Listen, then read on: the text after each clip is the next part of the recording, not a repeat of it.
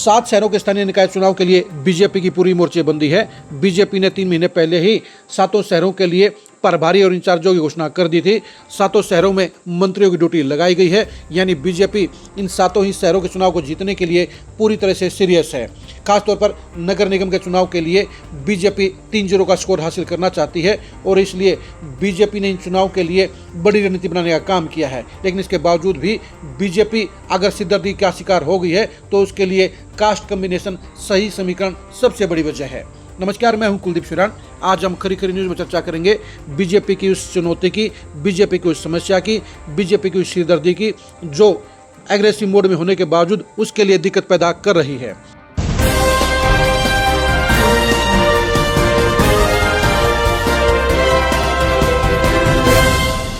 BJP 2025 के by election की तरह सोनीपत और अंबाला में जहां अपनी जीत को दोहराना चाहती है, वहीं पंचकुला में अपना दबदबा बरकरार रखना चाहती है।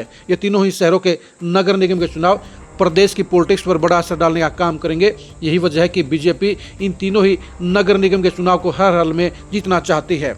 लेकिन इस बार दिक्कत इस बात की है कि वो 2025 का कॉम्बिनेशन कायम नहीं रह सकती है।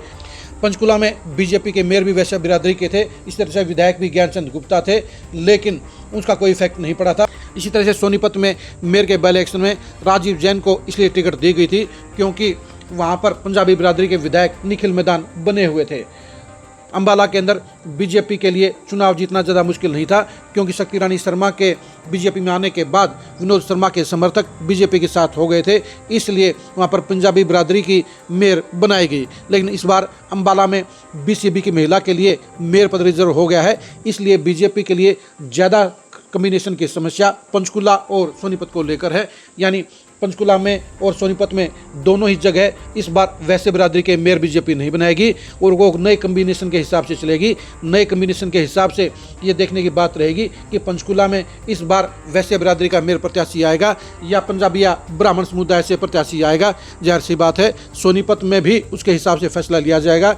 यानी अगर पंचकुला के अंदर वैश्य बिरादरी का मेयर प्रत्याशी आता है तो उस कंडीशन में सोनीपत में पंजाबी या ब्राह्मण प्रत्याशी देने की संभावना ज़्यादा रहेगी। उन हालात में साफ तौर पर कहा जा सकता है कि सोनीपत में राजीव जैन को टिकट नहीं मिलेगी और अगर पंचकुला के अंदर पंजाबी बिरादरी या ब्राह्मण बिरादरी का प्रत्याशी आएगा तो फिर सोनीपत में वैश्य समुदाय के नेता को मेयर की टिकट मिलने की संभावना ज़्यादा रहेगी। यानी बीजेपी की पूरी प्लानिंग वो कास्ट कम्बिनेशन के हिसाब से फंस गई है। बीजेपी कास्ट कम्बिनेशन के हिसाब से चुनाव जीतना चाहती है। वो जहां पंचकुला के अंदर एक बार फिर से पुराने समीकरण के आधार पर चलती नजर आती है, वहीं पर सोनीपत के अंदर मेयर प्रत्याशी के लिए इसलिए सिलेक्शन मुश्किल है क्योंकि वहां पर पहले से ही पंजाबी बिरादरी का विधायक है। तो ऐसे में सोनीपत के अंदर बनिया या ब्राह्मण समुदाय से किसी प्रत्याशी बनाने की संभावनाएं भी खुली हुई हैं। बीजेपी सारे प्रत्याशियों को तोल रही है।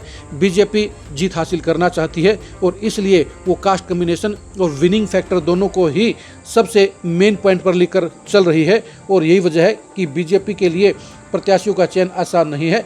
बीजेपी की जीत की संभावना ज़्यादा होने के चलते तीनों शहरों में मेयर पद के दावेदारों की संख्या भी भारी भरकम है। ऐसे में सही प्रत्याशियों का सिलेक्शन करना बीजेपी के लिए आसान नहीं होगा।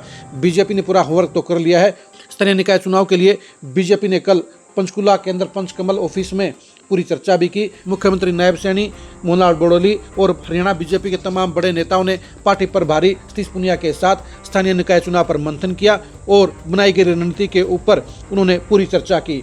यानी बीजेपी पूरी तैयारी के साथ स्थानीय निकाय चुनाव में उतरने वाली है और बीजेपी के लिए सबसे बड़ी इस समय जो चुनौती है वो यही है कि वो कौन से कम्बिनेशन के हिसाब से चुनावी मैदान में उतारे, वो कौन से शहर में वैश्य प्रत्याशी दे, वो कौन से शहर में पंजाबी प्रत्याशी उतारे और क्या ब्राह्मण समुदाय को किसी एक सीट के ऊपर मेयर के लिए उतारने का काम करे।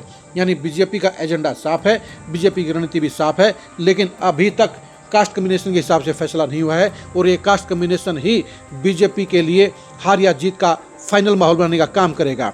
आप बीजेपी की इस दुविधा के बारे में क्या सोचते हैं, कमेंट करके जरूर बताइए। बीजेपी को पंचकुला में कौन सी जाति का प्रत्याशी उतारना चाहिए, कमेंट करके जरूर बताइए। सोनीपत में बीजेपी के लिए कौन सी जाति का प्रत्याशी सबसे बेहतर रहेगा, उसके बारे में भी कमेंट करके जरूर बताइए। बीजेपी के लिए पंचकुला, अंबाला और सोनीपत में कौन से प्रत्याशी विनिंग कैंडिडेट साबित हो सकते हैं, उनके नाम भी कमेंट में लिख के जरूर बताइए। स्थानीय निकाय चुनाव में बीजेपी की परफॉर्मेंस को जानने के लिए आप लगातार खरी न्यूज़ के साथ बने रहिए। आप हमारे फेसबुक पेज को फॉलो कीजिए, आप हमारे यूट्यूब चैनल को सब्सक्राइब कीजिए। नमस्कार।